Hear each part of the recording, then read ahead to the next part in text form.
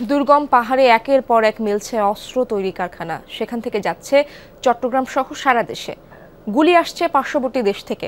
গত এক বছরে র্যাবের অভিযানে গ্রেপ্তার 50 জন দিয়েছে চাঞ্চল্যকর তথ্য। তাদের মতে শুধু চট্টগ্রাম অঞ্চলেই অবৈধ অস্ত্র ব্যবসায়ী আছে অন্তত 200 জন। শিয়া বাটার, অ্যালোভেরা ও ভিটামিন ই সমৃদ্ধ লিলি বিউটি সোপ। চট্টগ্রামের সীতাকুণ্ড, রাঙ্গুনিয়া, বাঁশখালী, কক্সবাজারের টেকনাফ, মহেশখালী সহ অনেক অঞ্চলে দুর্গম পাহাড়ে বিভিন্ন সময় আইনশৃঙ্খলা রক্ষাকারী বাহিনীর অভিযানে মিলেছে অস্ত্র তৈরির কারখানা, যেগুলো অস্ত্র ব্যবসায়ী ও সন্ত্রাসীদের গোপন আস্তানা হিসেবেও পরিচিত। গত এক বছরে এমন একাধিক কারখানায় শুধুমাত্র র্যাবের অভিযানেই উদ্ধার হয়েছে 150টি আগ্নেয়াস্ত্র।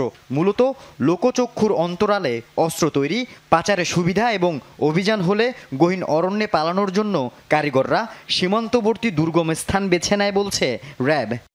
গহীন জঙ্গল বা অরণ্যেই সিলেক্ট করে থাকে। এক্ষেত্রে আমরা আমাদের কাছে যে তথ্য আছে তাতে বাঁশখালী, জঙ্গল সেলেমপুর, সীতাকুণ্ড এবং এদিকে আমাদের রাঙ্গামাটি, খাগড়াছড়ির কিছু এলাকায় এই ধরনের কারখানা থাকতে পারে। নির্বাচনের সময় বাড়ে অবৈধ অস্ত্র বেচাকেনা, ব্যবহার হয় মাদক পরিবহনের কাজেও। চট্টগ্রাম অঞ্চলে অবৈধ অস্ত্র ব্যবসায়ীর সংখ্যা 200 জনেরও বেশি। এর মধ্যে গত এক বছরে র্যাবের হাতে গ্রেফতার 50 জন দিয়েছে চাঞ্চল্যকর অনেক তথ্য। অস্ত্রধারী আসামি ধরি আমরা যেটা জানি যে তারা 10,000, 15,000, 20,000 টাকা, ডিপেন্ডস অন যে অস্ত্রের ক্যাটাগরিটা কীরকম সেটার উপর ভিত্তি করে তারা এটা অনেক সময় ক্রয় করে নিয়ে আসে, আবার অনেক সময় ভাড়ায় নিয়ে আসে। র্যাবের তথ্য মতে অবৈধ অস্ত্র দেশে তৈরি হলেও বুলেট আসছে পার্শ্ববর্তী দেশগুলো থেকে।